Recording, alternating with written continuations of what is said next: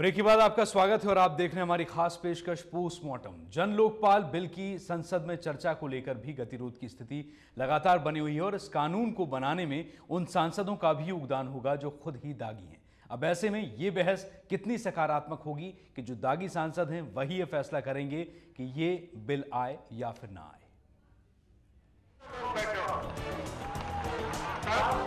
अन्ना के जन लोकपाल बिल को लेकर सरकार और सिविल सोसाइटी के बीच गतिरोध जारी है। अन्ना के आंदोलन को कुचलने के लिए साम, दाम, दंड, भेद सभी तरीके अपना लिए गए, लेकिन अपने अनशन पर अडिग अन्ना के सामने उनकी एक न चली। फिलहाल सरकार अन्ना के जन लोकपाल बिल पर संसद में बहस करवाने की बात कर रही है, लेकिन सरकार की इस शर्त पर लाख टके का सवाल उठ खड़ा होता है। सवाल ये कि भ्रष्टाचार विरोधी इस बिल पर बहस और फैसला वो सांसद भी करेंगे जो पहले से ही भ्रष्ट हैं। आपको बता दें कि संसद के 545 में से 155 सांसद दागी हैं, जिन पर आपराधिक मुकदमे दर्ज हैं। इन दागियों में ए राजा, कलमाड़ी, कनिमोझी और उमा शंकर सिंह जैसे कुछ फर्जी बिल पास कराने वाले सांसद भी होंगे, जिनके भरोसे इस बिल का भविष्य टिका है। जन लोकपाल बिल जिस भ्रष्टाचार को खत्म करने के लिए बनाया जा रहा है, उसे पारित करने का जिम्मा वैसे लोगों के हाथ में है जिन पर खुद भ्रष्टाचार में शामिल रहने का आरोप है। हमारी संसद के कुछ सांसद ऐसे हैं जिन्हें 20% से भी कम मत मिले हैं। 121 करोड़ की आबादी वाले देश में जन भावना का फैसला 788 सांसदों के हाथ में है। ऐसे में फैसला क्या होगा, अंदाजा लगाया जा सकता है।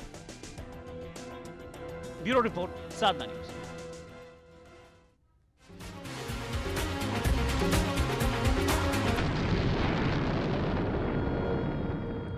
जी हाँ, तो अगर ये बिल संसद में पहुंचता है तो इसका हश्र क्या होगा। इनके सिंह लगातार हमारे साथ बने हुए हैं। क्या लगता है इनके? हमने जैसे बताया कि 545 में से 155 सांसद दागी हैं और वो फैसला करेंगे कि ये भ्रष्टाचार कर रहे हैं। इन राहुल गांधी का ये कहना है कि इन्हीं के बीच में लोकतांत्रिक प्रक्रिया बची हुई है जी, और बाकी जो कुछ भी हो रहा है वो गलत है। हम आपको बताना चाहते हैं, एक विस्तार से हम बताएंगे कि डेमोक्रेसी की बेसिक फिलॉसफी क्या है और कहां ये गलत है।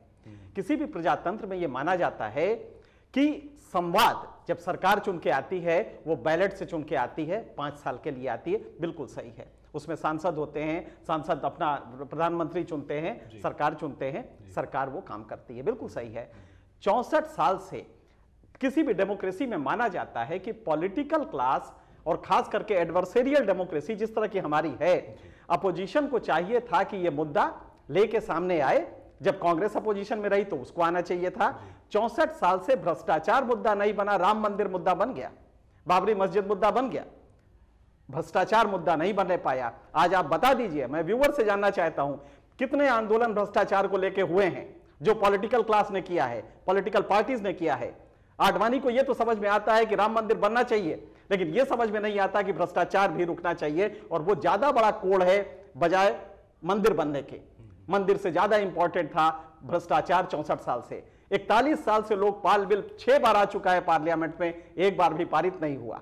पॉलिटिकल क्लास का जो बेसिक दायित्व था वो था कि समाज को एजुकेट करे, मुद्दों को उठाए और उसको सामने लाके उस पर पार्लियामेंट में कानून बनाए। 64 साल में आपने भ्रष्टाचार में कानून नहीं बनाया, जो कानून बनाया वो लचर था, और भ्रष्टाचारी यहां तक पहुंच गए कि ए राजा बन गए और 1,76,000 करोड़ का गबन भी का घपला भी कर सकते हैं।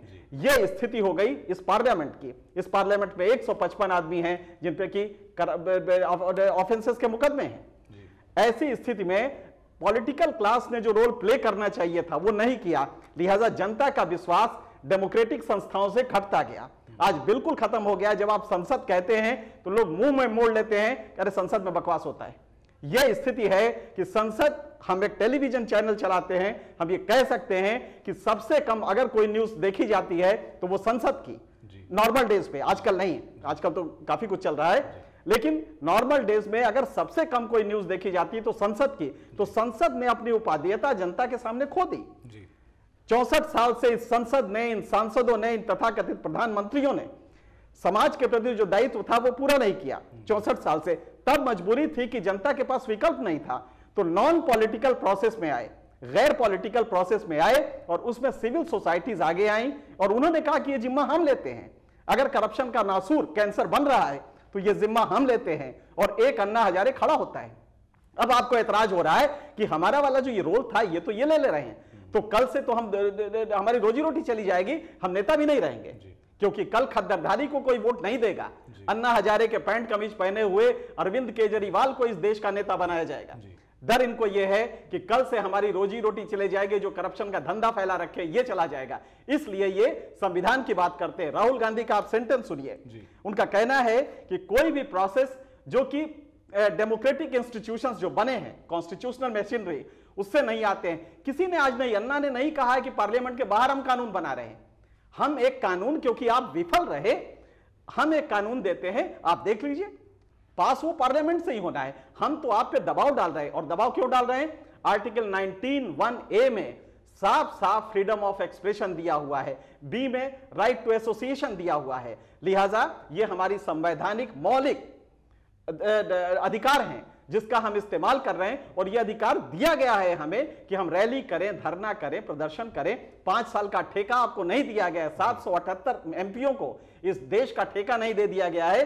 साइकिल स्टैंड का ठेका नहीं है ये ठेका है देश चलाने का, और ये ठेकेदारी नहीं है आपकी। लिहाजा हमें नॉन पॉलिटिकल प्रोसेस से आना पड़ा, रामलीला मैदान से यह आवाज निकालनी पड़ी है, हुंकार देनी पड़ी।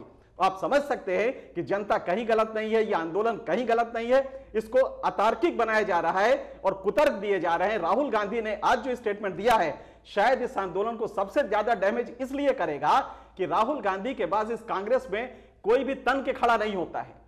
कांग्रेस में यह चरित्र नहीं रह गया कि सोनिया और राहुल के सामने तन के खड़े हों। लिहाजा राहुल ने अगर कह दिया कि पूरा इधर है, तो हर आदमी यही कहेगा कूद कूद के, हाँ साहब पूरा, मैंने देखा तो सूरज इधर ही निकला था। लिहाजा कोई ताजुब नहीं है कि एक कोई चिदम्बरम शांतिपूर्ण आंदोलन पे डंडे चलवाए, गोली चलवाए।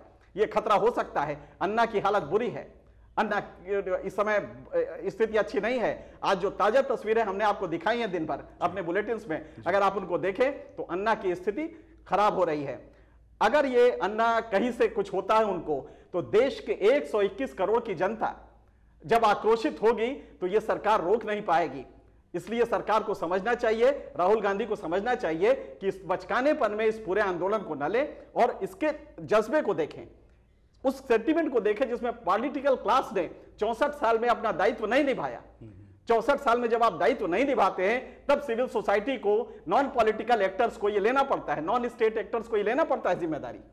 इनमें से कोई भी नहीं है जिनको चुनाव लड़ना है। आज मायावती कह रही कि अन्ना चुनाव लड़के आए। चुनाव लड़के आपने ए राजा पैदा किया है, मायावती पैदा किया है, लालू यादव पैदा किया है। इसलिए जरूरत इस बात की है कि आप ये खत्म करें तमाशा, और जो भी ये बिल आया है इस पे गंभीरता पूर्वक पार्लियामेंट में विचार करें। अन्ना आंदोलन की सेहत का ध्यान रखिएगा, और अन्ना आंदोलन की सेहत बिगड़ी तो देश को आप संभाल नहीं पाएंगे। अंतिम प्रतिक्रिया इनकी कि अब बिल का होगा क्या, क्योंकि ये कहा जा रहा है कि बिल संसद में आएगा, और जैसा कि हम कह रहे हैं कि 155 सांसद दागी हैं। क्या होगा भविष्य बिल का अगर संसद में आता है? नहीं, देखिए, पूरा का पूरा एक तरफ भारत के समाज में करप्ट है और दूसरी तरफ करप्ट से त्रस्त जनता है।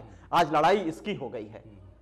कौन कहां बैठा है? जो करप्ट है वो नहीं चाहेगा कि ये बिल आए। आज हम 121 करोड़ जनता ये चाहती है कि बिल आए, क्योंकि उनके बच्चों का भविष्य सही रहे। तो मेरे ख्याल से ये बिल पास करें, नहीं करेंगे तो देश में क्या स्थिति होगी ये कहना, कल्पना करना मुश्किल है। और तब ये सारी जिम्मेदारी सोनिया गांधी, मनमोहन सिंह की सरकार पे होगी, और मेरे ख्याल से उससे वो कभी बच नहीं पाएंगे। जी, तो बिल्कुल सवाल आखिर यही है, और बहुत सारे भी बरकरार भी हैं। जैसा कि हमने हमारे इस खास कार्यक्रम पोस्टमार्टम में आज के मुद्दे पर चर्चा की, राहुल गांधी का बयान और उसके मायने। साथ ही अब जब ये कहा जा रहा है कि बिल संसद में आएगा तो बिल का भविष्य क्या होगा, ये भी आने वाले समय के साथ साफ होगा। ये था हमारा आज का पोस्टमार्टम। एंड कि आप हमारे साथ इस चर्चा में मौजूद रहे, आपका शुक्रिया। कल फिर एक नए मुद्दे के साथ आपसे मुलाकात होगी पोस्टमार्टम में। तब तक के लिए इजाजत दीजिए, नमस्कार।